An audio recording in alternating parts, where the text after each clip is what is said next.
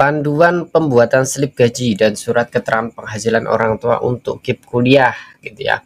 Kalau teman-teman orang tuanya kerja sebagai karyawan, ada slip gajinya ya enak, pakai slip gaji dari perusahaan. Nah, tapi teman-teman kalau orang tuanya kerjanya di sektor informal, nggak tentu gitu ya, itu ya tentu minta surat keterangan penghasilan orang tua dari desa kelurahan setempat. Kemudian berapa nominalnya, misal petani kan nggak jelas penghasilannya, misal pedagang kan nggak jelas, ya silahkan dikira-kira aja, nggak harus pasti-pasti amat, tetapi kita tekankan jangan terlalu kekecilan kan gitu kan. Kalau kekecilan kan bisa dikatakan nggak masuk akal. Yang nyeleksi kalian itu orang-orang pinter gitu ya, yang tahu kebutuhan harian semiskin-miskinnya orang Indonesia itu berapa penghasilannya per bulan, itu mereka tahu. Jadi kalian kalau terlalu memasukkan angka yang kecil itu juga nggak masuk akal ya, dipertanyakan juga sama tim seleksinya nanti. Dianggap benar nggak ya, ini jangan-jangan ada niat untuk memanipulasi data kan, seperti itu.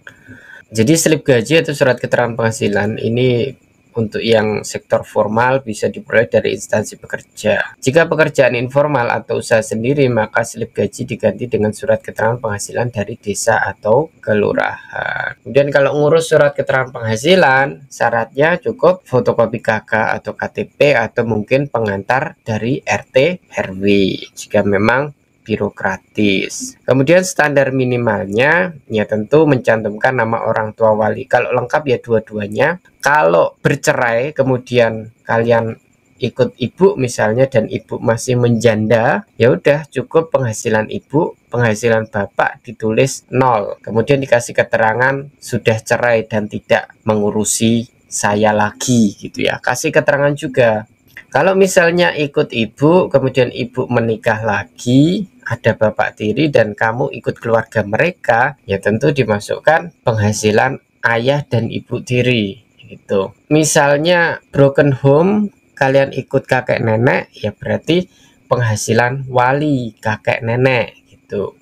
Kemudian misalnya ikut ayah, ayah tidak menikah, ya udah sama aja tadi ya, seperti analogi ibu tadi. Kalau ayah menikah lagi dan ikut keluarga ayah, ya berarti ibu tiri juga dimasukkan. Kalau misalnya ayah ibu nggak bekerja, kemudian yang bekerja kakak, ada penghasilan dan masih serumah, masih sekakak, ya berarti penghasilan kakak dimasukkan di situ. Penghasilan ayah 0, nggak bekerja keterangannya. Penghasilan ibu 0, nggak bekerja keterangannya.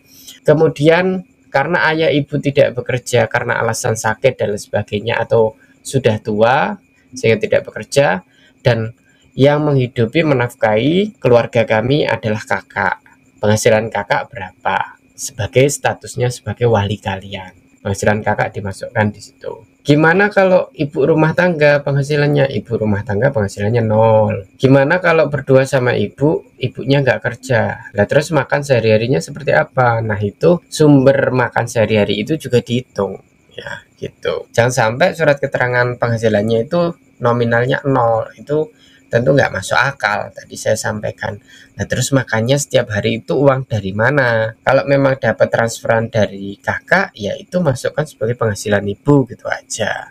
Dan seterusnya kasus-kasus lainnya mungkin tidak bisa kita cover dalam video ini, nanti ditanyakan di kolom komentar aja. Jadi standar minimal mencantumkan nama orang tua wali, pekerjaan sekarang orang tua wali, kemudian penghasilannya rinci. Jadi satu kertas itu langsung aja ayah berapa, ibu berapa, totalnya berapa. Penghasilan yang dimasukkan adalah penghasilan kotor, bukan dipotong hutang, dipotong inilah, dipotong itu. Ya sama saja PNS gaji kedua orang tua 10 juta dipotong hutang ya tinggal 1 juta.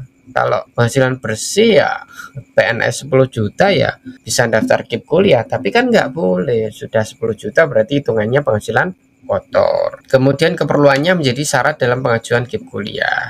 Rincian penghasilan meliputi penghasilan kotor ayah, penghasilan kotor ibu, dan total penghasilan kotor kedua per bulan. Disarankan mencantumkan jumlah tanggungan keluarga. Jumlah tanggungan keluarga itu gimana? Jumlah tanggungan ialah orang yang tidak bekerja di dalam kakak kalian. Jadi misalnya anggota keluarganya 5, yang ada di kakak itu 5 orang, yang kerja cuman ayah, berarti tanggungannya 4. yang nggak bekerja itu 4 orang. Seperti itu. Bagaimana dengan siswa yang berasal dari panti asuhan? Untuk siswa yang berasal dari panti sosial, surat penghasilan atau keterangan gaji orang tua bisa diganti dengan keterangan bahwa siswa yang bersangkutan menjadi tanggungan panti asuhan atau yayasan yang menjadi tempat bernaungnya. Kemudian bagaimana dengan siswa yang ikut wali, kakek, atau paman? Surat keterangan bisa dibuat dengan penghasilan kakek, nenek, atau paman bibi. Namun ditambahkan juga keterangan status kalian, misalnya yatim piatu, atau juga penegasan terkait wali. Kemudian perlukah disertakan penghasilan bapak jika sudah bisa? Jika sudah bisa, maka kalian cukup memasukkan penghasilan orang tua yang ada di kakak kalian saat ini. Atau jika serumah dengan ayah tiri atau ibu tiri, maka penghasilan orang tua tiri yang membiayaimu juga dicantumkan. Nah, ini contoh surat keterangan penghasilan yang baik ya, surat keterangan penghasilan orang tua yang bertanda tangan di bawah ini. Kepala desa menerangkan dengan sesungguhnya bahwa orang tua wali adalah benar orang tua dari, jadi ayah kalian, kemudian nama kalian ada di situ. Dengan ini menerangkan pekerjaan penghasilan sebagai berikut: orang tua mahasiswa, statusnya ayah, ibu, namanya, kemudian pekerjaannya apa, kemudian penghasilan kotor per bulan berapa, total penghasilannya berapa. Kemudian jumlah anggota keluarga yang ditanggung sebanyak 2 orang. Pengeluaran keluarga per bulan kurang lebih sebesar berapa. Jadi ini dimasukkan pengeluarannya juga. Kalau memang diminta kampus ya dimasukkan pengeluarannya, nggak apa-apa. Lalu surat keterangan ini dibuat untuk keperluan seleksi KIP kuliah. Demikian surat keterangan ini dibuat dengan sebenar-benarnya, gitu ya. Ini bisa download contohnya bit.ly/penghasilan KIPK, gitu ya. Tentu masing-masing desa kelurahan punya format sendiri-sendiri. Setidaknya komponen-komponen semacam ini sudah benar gitulah ya. Kalian jiplak ya nggak apa-apa gitu ya. Ganti kop desa kelurahan masing-masing, minta stempelnya, gitu aja. Itu berkaitan dengan surat keterangan penghasilan orang tua. Semoga bisa membantu teman-teman.